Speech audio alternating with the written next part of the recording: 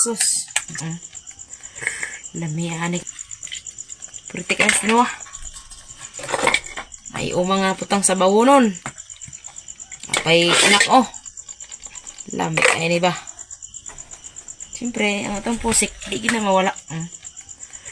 Lami anik kan di na siya umang. Unod gid niya. Ganto kay na unod mga pobre. Patay bulak sa saang oh.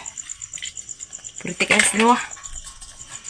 O ang atong nukos. Lami o atong lambay.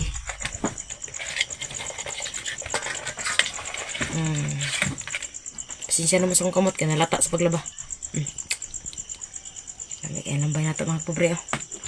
Tambok ay na. Ay mga ranggit.